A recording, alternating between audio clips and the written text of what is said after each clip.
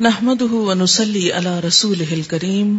اما بعد فاعوذ بالله من الشيطان الرجيم بسم الله الرحمن الرحيم رب اشرح لي صدري ويسر لي امري واحلل عقدة من لساني يفقهوا قولي۔ رجب کا مہینہ اور ہمارے معاشرے میں پائے جانے والی عبادات۔ رجب کے مہینے میں عموماً 3 کام کیے جاتے ہیں۔ ایک تو 27ویں کی رات کو جاگا جاتا ہے، پھر اگلے دن روزہ رکھا جاتا ہے، رات کو جاگ کر عبادت کی جاتی ہے، اور اس کی وجہ یہ بتائی جاتی ہے کہ اس رات حضور اکرم صلی اللہ علیہ وسلم معراج پر تشریف لے گئے، اور روزہ اسی مناسبت سے ایک فضیلت کا کام سمجھ کر رکھا جاتا ہے۔ تیسری چیز جو اس مہینے میں عام ہے وہ کونڈے کرنا ہے، جن کو امام جعفر رحمت اللہ علیہ کے نام سے منسوب کیا جاتا ہے۔ آج ہم ان تینوں چیزوں کا جائزہ لیں گے کہ ان کی حقیقت کیا ہے اور اس بارے میں ہمارا طرز عمل کیا ہونا چاہیے۔ رات کی عبادت، دن کا روزہ شب معراج کی نسبت سے، اور 22 رجب کو کونڈے کرنا امام جعفر کی نسبت سے۔ ان چیزوں کا جائزہ لینے سے پہلے یہ بات ہم اپنے ذہن میں پھر سے دہرا لیں کہ دین دراصل وہ دین ہے جو اللہ سبحانہ و تعالی نے ہم کو دیا ہے، جو محمد صلی اللہ علیہ وسلم کے ذریعے ہم تک پہنچایا گیا۔ قرآن پاک اس کے بارے میں فرماتا ہے، الیوم اکملت لکم دینکم واتممت علیکم نعمتی وردیت لکم الاسلام دینا۔ آج میں نے تمہارے لیے اپنا دین مکمل کر دیا، تم پر اپنی نعمت کو تمام کر دیا، اور تمہارے لیے دین اسلام کو پسند کر لیا۔ اس سے یہ بات پتہ چلتی ہے کہ دین نبی اکرم صلی اللہ علیہ وسلم کے زمانے میں ہی مکمل ہو گیا تھا۔ عبادت کے نام پر کیا کرنا چاہیے اور کیا نہیں کرنا چاہیے، اس کا سورس یا تو اللہ کی کتاب ہے یا پھر حضور اکرم صلی اللہ علیہ وسلم کی سنت ہے، کیونکہ جب ایک مسلمان ہوتا ہے تو جو کلمہ وہ پڑھتا ہے وہ لا الہ الا اللہ اور محمد الرسول اللہ ہے۔ دین کے نام پر جو کام بھی ہم کریں گے اس کی اتھارٹی انہی 2 ہستیوں کی طرف سے ملنی چاہیے۔ ان کے بعد کسی انسان کو یہ حق حاصل نہیں، خواہ وہ کتنا بھی بڑا عالم کیوں نہ ہو، کتنا بھی ذہین کیوں نہ ہو، کتنا بھی سمجھدار کیوں نہ ہو، کہ وہ دین کے نام پر کوئی اور چیز انٹروڈیوس کرائے، کسی اور چیز کو رواج دے۔ اگر یہ حق دے دیا جائے تو دین میں طرح طرح کی نئی باتیں شامل ہو جائیں جو اصل دین کی جگہ لے لیں گی، اور دین کے نام پر بہت سا انتشار، اختلاف اور باہم عداوت جنم لے گی۔ یہ 3 عبادات، رات کا جاگنا، دن کا روزہ، اور اس کے بعد 22 رجب کو امام جعفر صادق کے نام پر کچھ پکانا اور دینا، یہ تمام چیزیں حضور صلی اللہ علیہ وسلم کے دور میں موجود نہیں تھی۔ 27 رجب کی رات،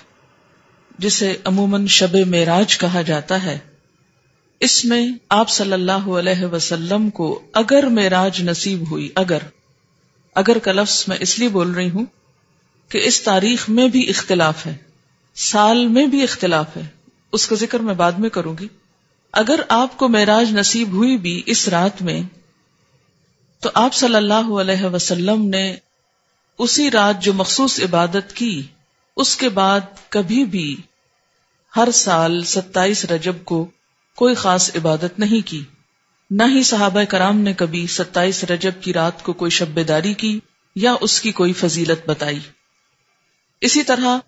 جہاں تک روزے کا تعلق ہے تو روزہ بھی سنت سے ثابت نہیں ہے، بلکہ اس کے برعکس روزے کے بارے میں کچھ روایات ایسی ملتی ہیں کہ جس میں روزے سے منع کیا گیا۔ مصنف ابن ابی شیبہ کی روایت ہے، حضرت زید بن اسلم رضی اللہ تعالی عنہ سے روایت ہے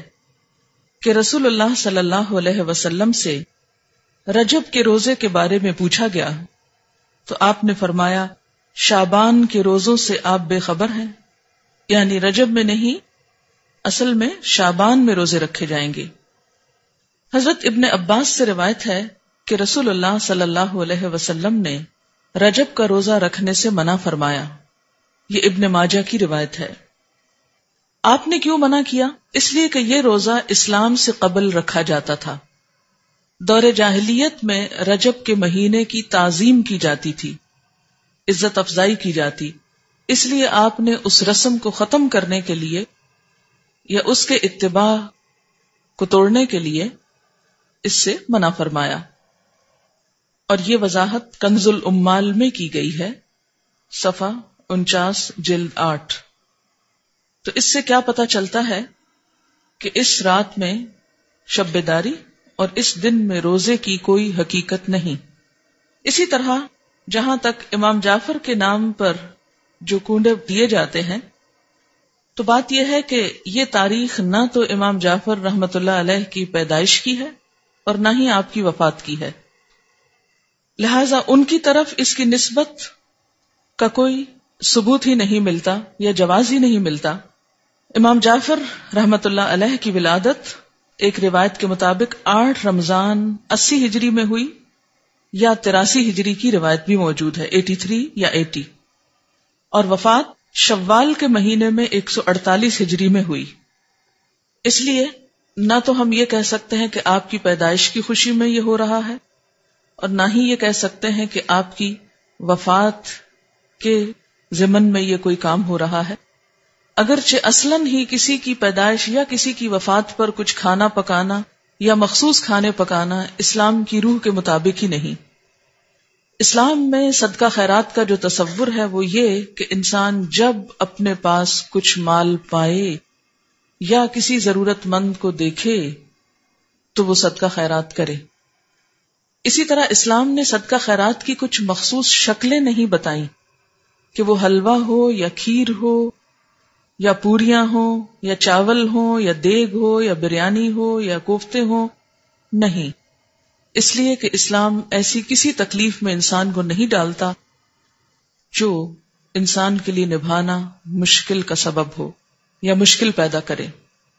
ہم دیکھتے ہیں کہ اسلام ایک یونیورسل ریلیجن ہے، وہ کسی خاص کلچر کی پیداوار نہیں، یا کسی خاص کلچر کے لیے نہیں، کسی خاص ملک یا علاقے کے لیے نہیں، ہر زمانے، ہر دور اور ہر علاقے کے لوگوں کے لیے ہے، اور اس میں ایسے احکامات ہیں کہ جو ہر علاقے کے لوگ سہولت کے ساتھ کر سکیں۔ کئی معاشرے ایسے ہیں کہ جہاں کھیر پکائی ہی نہیں جاتی یا پوریاں بنانے کا طریقہ ہی نہیں آتا، یا کئی لوگ پوریاں بنانا جانتے ہی نہیں، تو کیا ایسے لوگ پھر اس عبادت سے محروم رہیں گے کہ جو ایک مخصوص کھانا نہ پکا سکتے ہوں؟ اس لیے جتنی بھی من گھڑت چیزیں دین میں داخل کی گئیں، ان سب کے پیچھے اسی قسم کی باتیں آپ کو ملیں گی۔ کنڈوں کی رسم کے بارے میں ایک روایت کے مطابق اس کی ابتدا 1906 میں امیر مینائی کے خاندان سے ہوئی اور امام جعفر کے نام پر شروع ہوئی، اور یہ امیر مینائی کا خاندان جیسا کہ آپ جانتے ہیں کہ لکھنؤ سے یا ہندوستان سے تعلق رکھتا ہے، تو اس رسم کی تو ابتدا بھی عرب سے نہیں ہوئی، یا جہاں اسلام کا اوریجن ہے وہاں سے نہیں آئی، تو اس کو اسلام یا دین کا حصہ یا نیکی یا عبادت آپ کیسے قرار دے سکتے ہیں؟ اگر آپ کو کسی کو بھی روح کو ثواب پہنچانا ہے، ان کے لیے صدقہ خیرات کرنا ہے، تو کوئی دن مقرر کرنے کی ضرورت نہیں، جب آپ کا دل چاہے اور جہاں آپ کا دل چاہے، جہاں آپ ضرورت سمجھیں وہاں آپ کر لیں، اور صرف چند مخصوص اشخاص کے لیے ہی نہیں، اس سے زیادہ کے لیے بھی آپ کر سکتے ہیں۔ صحابہ کرام کے اندر ہمارے معاشرے کی طرح دن منانا، اینیورسریز اور اسی طرح برسی اور ولادت کے دن، یہ تمام چیزیں اس کلچر کا حصہ نہیں تھی، یعنی اسلامی کلچر کا۔ بیسیکلی اسلام میں جو اہم دن ہیں جیسے عیدیں ہیں یا مہینے ہیں، رمضان اور حج کا مہینہ ہے، یا اسی طرح کچھ اور مہینوں کی فضیلت ہے جیسے محرم کے روزوں کی فضیلت ہے، یا ذوالحج کے ابتدائی عشرے کے روزوں کی فضیلت ہے، یا شعبان کے روزوں کی فضیلت ہے، یا ہر مہینے 3 دن ایام 20 کے روزے کی بات آئی ہے، یہ دن تو شریعت نے خود مقرر کر دیے، لیکن اس کے علاوہ باقی چیزیں بعد کے دور میں پیدا ہوئی، ان کو دین کا حصہ بنا لینا اور ان کے اوپر اس طرح پابندی سے عمل کرنا جیسے نماز کی پابندی کی جاتی ہے، تو یہ دین میں نئی روایات پیدا کرنے کے برابر ہوگا۔ وآخر دعوانا ان الحمد للہ رب العالمین۔ سبحانک اللہم وبحمدک نشہد ان لا الہ الا انت نستغفرک ونتوب الیک۔ والسلام علیکم ورحمۃ اللہ وبرکاتہ۔